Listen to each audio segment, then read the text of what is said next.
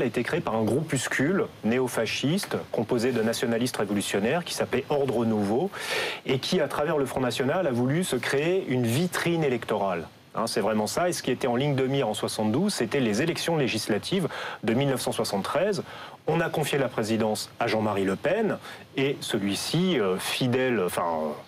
habile tacticien, a réussi véritablement à verrouiller tout le pouvoir et à garder la présidence. Alors, autre idée reçue sur le Front National, en 2002, Jean-Marie Le Pen arrive au deuxième tour. Ce qui est vécu de l'extérieur comme une victoire va être une fracture au sein du Front National. Absolument. Il y a toute une partie des leaders du Front National, et notamment les gens de la génération de Marine Le Pen, qui réalisent à ce moment-là que jamais le Front National n'arrivera au pouvoir, que jamais Jean-Marie Le Pen deviendra président de la République.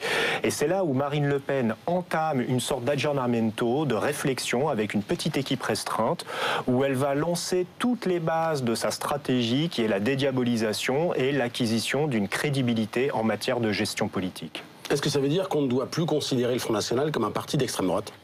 Alors pour moi, c'est toujours un parti d'extrême droite, même si c'est vrai que dans la communauté des chercheurs, on n'est pas tous d'accord. Mais c'est toujours un parti d'extrême droite. Alors certes, elle s'est détachée des propos de son père. Des dérapages en fait, pour que tout le monde soit d'accord là-dessus ? Alors elle fait des dérapages, mais ils sont quand même bien moins sulfureux, bien moins connotés historiquement que son père. Mais si on regarde le programme entre le père et la fille, le programme n'a quasiment pas changé. Et la pierre angulaire de ce programme, c'est quoi? C'est la préférence nationale.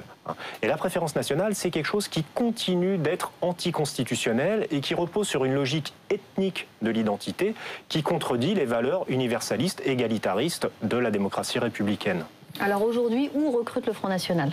Alors, le Front National recrute, on va dire, au niveau de l'électorat dans beaucoup de catégories, mais c'est vrai que, de façon privilégiée, il recrute dans l'électorat populaire, l'électorat précarisé, qui a peur de la précarité, qui sont en quelque sorte les perdants de la mondialisation et qui expriment à travers leur vote pour le Front National une sorte de sentiment à la fois de revanche et de défiance vis-à-vis de la politique de gouvernement. Mais au vu de la situation économique, le nombre de précaires, on ne le souhaite pas, mais évidemment, mais il y a un risque qu'il augmente. Est-ce que ça veut dire que l'électorat du Front National va augmenter en conséquence ou en proportion ? On peut le projeter. Il y a quelque chose qui est assez intéressant, c'est qu'on voit que, par exemple, les électeurs du Front National ont à peu près le même profil que les abstentionnistes. Et les abstentionnistes sont quand même relativement importants. Et donc, on peut prévoir effectivement un développement, un gonflement de l'électorat du Front National. C'est à prévoir, surtout en période de crise. Alors, le Front National, c'est l'histoire d'un homme, on l'a dit, Jean-Marie Le Pen, et puis d'une famille. L'avenir, c'est Marion Maréchal Le Pen. Elle est bien partie pour. Ce qui est intéressant dans les partis d'extrême droite, c'est que ce sont des partis dans lesquels on observe une fusion entre le leader et le parti politique. Juste une petite anecdote, on parle de lepénisme, on parle de lepénisation des esprits, on ne parle pas de frontisme.